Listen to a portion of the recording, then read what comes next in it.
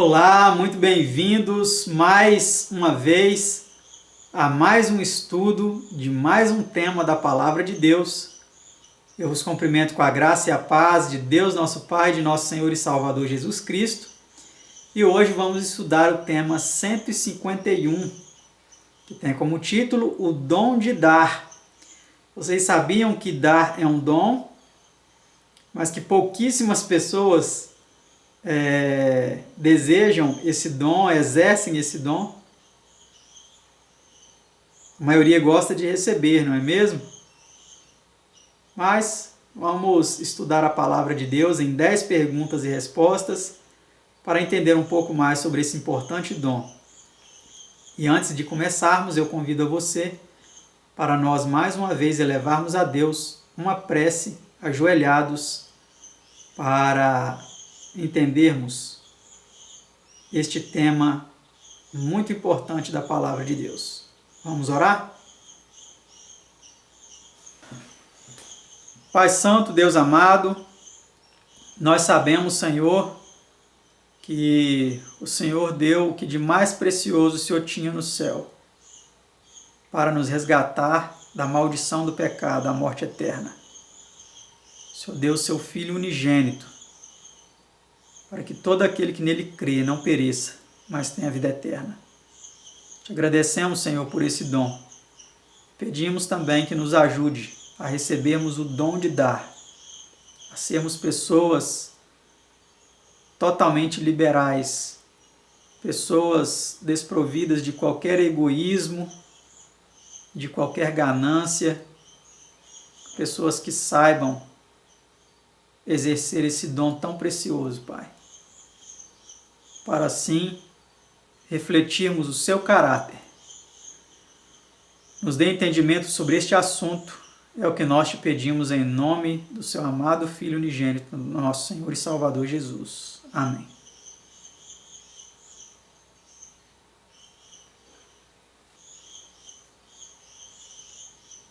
Na sua vida, você mais dá ou mais recebe? Você já parou para refletir nisso? Muitas vezes nós nos preocupamos mais em receber e ficamos até tristes quando não recebemos algo, quando nós não conseguimos algo. E pouquíssimas pessoas experimentam a alegria, o prazer que é dar, que é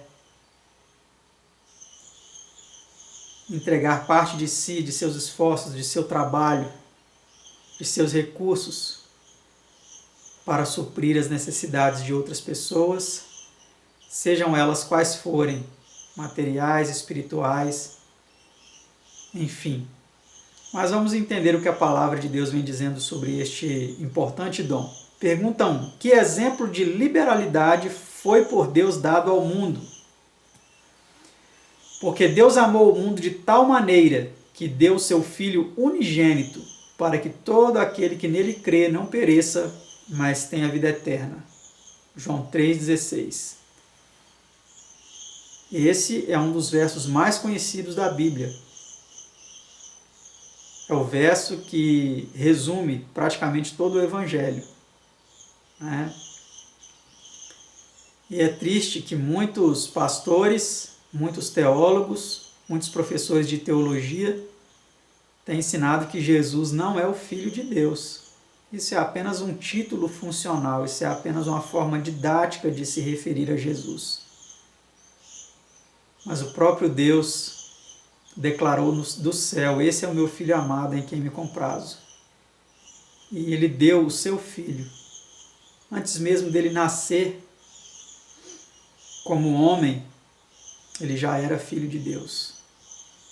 Deus deu o seu Filho, não por todo o mundo, mas para que todo aquele que nele crê não pereça, mas tenha vida eterna. Você crê?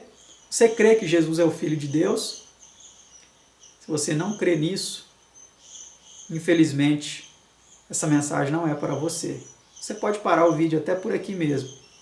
Mas se você crê que Jesus é o Filho de Deus, que Deus deu o seu Filho unigênito para te salvar, então essa mensagem é para você e você pode continuar assistindo. Vamos para a próxima pergunta, pergunta 2. Por que meio foram provadas a fé e dedicação de Abraão?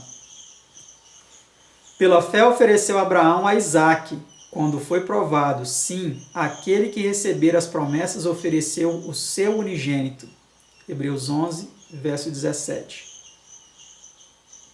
Então a fé de Abraão ela foi provada através do seu ato de oferecer o seu filho também. Sabemos que Deus o poupou, né? Porque ele queria ensinar uma lição para Abraão e para o mundo inteiro do que o próprio Deus faria com seu filho anos mais tarde. Mas o fato é que Abraão ele teve a atitude também de dar o que de mais precioso ele tinha, né? Pergunta 3. Que fez Cristo para nos remir? Se deu a si mesmo por nossos pecados. Gálatas 1, verso 4. Ver também Tito 2, 14, 1 Timóteo 2, 6. É interessante que aquele primeiro verso, né, João 3,16, ele diz que Deus amou o mundo de tal maneira que deu o seu Filho. Mas o próprio Filho também se deu. Ele aceitou entregar a própria vida para nos redimir dos pecados. Pergunta 4. Por que desprezou ele a sua riqueza, tornando-se pobre? Vamos ver por que Jesus desprezou as suas riquezas para se tornar pobre. Porque já sabeis a graça de nosso Senhor Jesus Cristo, que sendo rico, por amor de vós se fez pobre, para que pela sua pobreza enriquecesseis. 2 Coríntios 8, verso 9. Então foi uma espécie de troca, né? Ele se fez pobre para nos doar as riquezas eternas, para que nós, sendo pobres, pudéssemos nos enriquecer com a maior riqueza que existe, a vida eterna, em Cristo Jesus, né? Pergunta 5. Depois de Abraão ser abençoado, o que seria ele? Abençoar-te-ei e tu serás uma bênção. Gênesis 12, verso 2. Então, era a consequência. Com a bênção de Deus, Abraão ia ser uma bênção para outros. Pergunta 6. Ao enviar Cristo e seus discípulos para pregar, curar os enfermos e ressuscitar os mortos, que lhes disse? De graça recebestes, de graça dai. Mateus 10, verso 8. Então hoje existe um mercado da fé muito... Eu não sei nem usar a palavra que eu não possa ofender as pessoas, mas o fato é que existe um mercado muito inescrupuloso que tem cobrado altas somas de dinheiro para estender as bênçãos de Deus às pessoas. Mas fica a pergunta, será que é bênção de Deus? Ou é engano? Ou é falsidade? Ou são sinais da parte de anjos maus? Porque o inimigo também tem poder para fazer sinais, prodígios. A Apocalipse fala claramente, como nós já estudamos, né? 3 espíritos imundos semelhantes a rãs que vão em busca por todo o mundo, né? E eles operam sinais, maravilhas, prodígios. Mateus 7, 21 também diz que nem todo que me diz Senhor, Senhor entrará no reino dos céus, mas aquele que faz a vontade de meu Pai que está nos céus. No verso 22 diz, muitos me dirão naquele dia, Senhor, Senhor, não fizemos nós curas em Teu nome não expulsamos demônios, em Teu nome não fizemos muitos milagres? E aí Jesus dirá a eles, nunca vos conheci, apartai-vos de mim, vós que praticais a iniquidade. Então, muitas pessoas que estão curando por aí, que estão vendendo aparentemente a Jesus, eles não estão promovendo a verdadeira fé. Estão vendendo um outro Jesus. Eles estão vendendo milagres da parte de outro ser, que não o verdadeiro Jesus. Porque quando Jesus enviou os discípulos para fazer tudo isso, ele falou, de graça recebestes, de graça dai. Não era para eles cobrar nada. Como existe hoje pessoas, né, cobrando para ministrar. é quase que compreensível eles cobrarem para ministrar o que eles ministram, porque eles não estão ministrando as verdadeiras bênçãos de Deus. Eles estão ministrando coisas da parte de outros seres espirituais malignos, e não da parte de Deus, do Deus verdadeiro e do Jesus verdadeiro. Mas vamos adiante. Pergunta 7. Para que nos consola Deus em nossas tribulações? Vamos ver, para que Ele nos consola em nossas tribulações. Nos consola em nossa tribulação, para que também possamos consolar os que estiverem em alguma tribulação, com a consolação com que nós mesmos somos consolados de Deus. 2 Coríntios 1, verso 4. Nota: todos quantos aceitam o Evangelho assumem a obrigação de transmitir as suas bênçãos a outros. Dessa maneira é ampliada a obra da salvação. De toda a alma redimida do pecado, Deus espera que, para o bem de outras, participe do mesmo trabalho que a remiu e firmou sobre a rocha. As boas coisas de Deus não devem ser retidas egoístamente por nós. Recebemos para dar. Diz Whittier: perdida está a alma que se salva sozinha.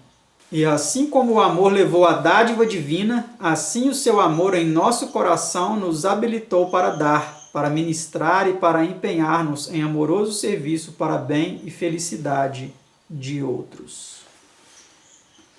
Então fica claro, né, que precisamos exercer esse dom. Se não temos, precisamos pedir a Deus. Pergunta 8. Que disse Cristo da bem-aventurança de dar? Tenho-vos mostrado em tudo que, trabalhando assim, é necessário auxiliar os enfermos e recordar as palavras do Senhor Jesus que disse: mais bem-aventurada coisa é dar do que receber. Atos 20, 35. O governo divino está fundado sobre o princípio da beneficência, ou do desejo de abençoar a outros. Nossas mais ricas bênçãos advêm-nos em resultado das boas coisas que transmitimos aos nossos semelhantes. Então aqui o apóstolo Paulo, né, citando uma fala de Jesus, essa fala não se encontra nos evangelhos, mas ela foi transmitida por transmissão oral, né, pelos apóstolos, e Paulo ele cita atribuindo essa frase a Jesus, né, mais bem-aventurada coisa é dar do que receber. E para muitos é o contrário, né? Mais bem-aventurada coisa é receber do que dar. Eles arreganham os dentes, eles erguem as suas vozes, pedindo e implorando coisas de Deus, mas nós não vemos essas mesmas pessoas com o mesmo empenho pronunciando o que eles fazem para dar, para abençoar outros. Pergunta 9. Para que foi Cristo ungido pelo Espírito Santo? O Espírito do Senhor Jeová está sobre mim, porque o Senhor me ungiu para pregar boas novas aos mansos, enviou-me a restaurar os contritos de coração, a proclamar liberdade aos cativos e a abertura de prisão aos presos. Isaías 61, verso 1, ver Lucas 4, 18. O Espírito Santo é concedido para habilitar os filhos de Deus para o serviço. Então, o verdadeiro Espírito Santo, ele habilita os filhos de Deus para esse serviço. Muitos estão aí dizendo que estão cheios do Espírito Santo, que eles receberam o Espírito Santo, mas eles não estão habilitados a dar, a ministrar de forma liberal, de forma desinteressada a outras pessoas. Eles estão interessados no que eles vão receber para fazer o que fazem. E não para dar sem esperar receber nada em troca. Pergunta 10. Depois de ser assim ungido, que fez Cristo? E a resposta à última pergunta é esta aí. Simples, direta e verdadeira. O qual andou fazendo bem. Atos 10, 38. Então essa é a nossa missão. Será que nós estamos cumprindo a missão que um servo fiel de Cristo compete cumprir? Fazer o bem? Ou será que nós estamos esbanjando o bem que aparentemente recebemos de Deus? Será que foi de Deus mesmo? Vamos refletir nessas coisas e que Deus nos ajude, nos abençoe, para que sejamos realmente pessoas que procuram mais dar do que receber, né? Porque, de fato, isso será uma grande demonstração do Cristo que nós servimos, do Jesus que nós servimos. Espero que esse estudo tenha sido muito importante para você. Talvez se algumas palavras foram para você duras, pesadas, lembre-se da mensagem à igreja de Laodiceia. Eu quero ler para você essa mensagem. Apocalipse, capítulo 3,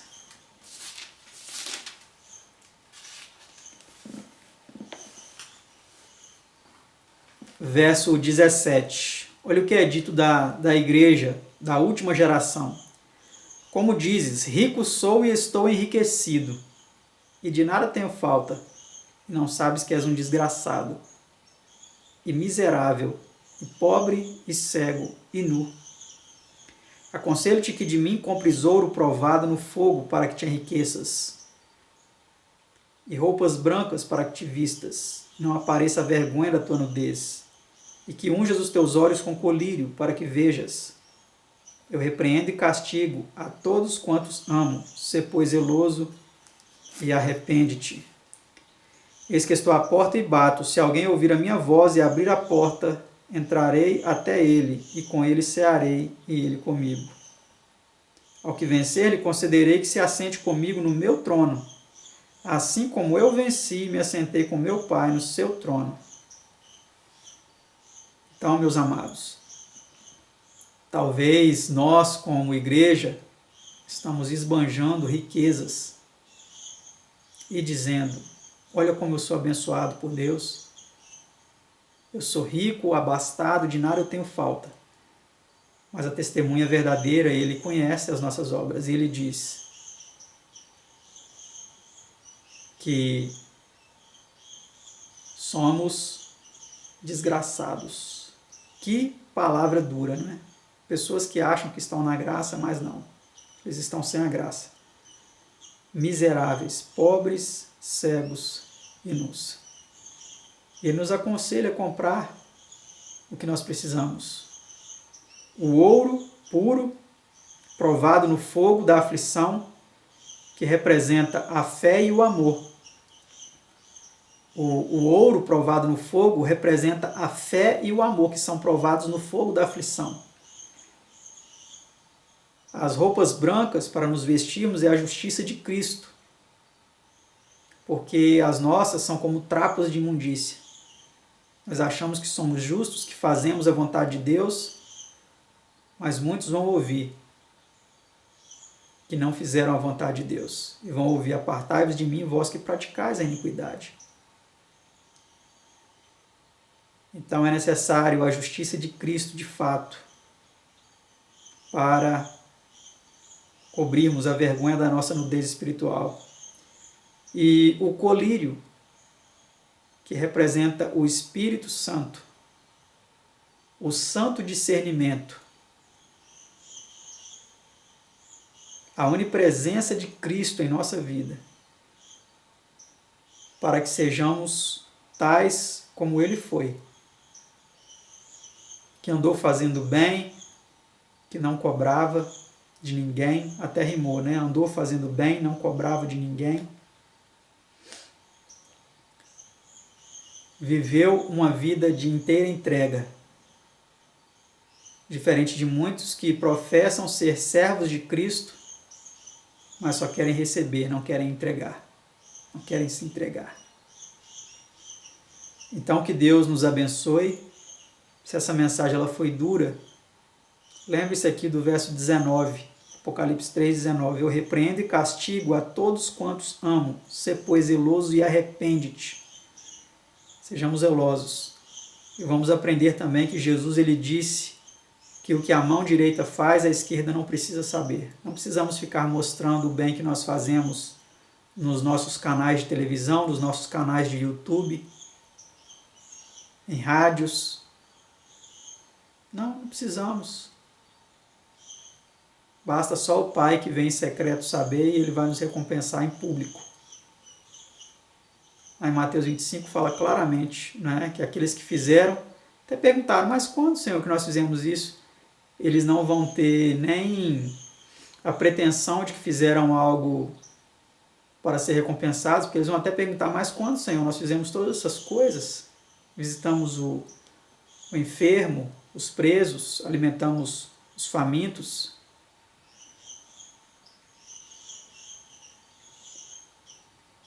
E aí o mestre vai nos dizer, todas as vezes que eu fizestes a um desses meus pequeninos irmãos, a mim o fizestes. Que Deus nos abençoe para que façamos isso, sem interesse de recompensa, mas em demonstração de quem nós servimos e que é por amor, um amor puro e verdadeiro, sem esperar nada em troca. E que Deus nos ajude realmente a sermos pessoas restauradas, pessoas que tiveram um verdadeiro e íntimo encontro com Cristo. E se esse estudo foi uma bênção para você, compartilhe com outras pessoas. Use aqui o princípio que nós aprendemos através desse estudo, de dar. Só o simples fato de você compartilhar com alguém já estará enviando a ele uma rica bênção de compreensão da palavra do Senhor. Eu agradeço por você ter dedicado o seu tempo, ter me doado o seu tempo para assistir mais esse estudo, como todos que vocês têm assistido. E até o próximo, se assim Deus nos permitir. Tchau.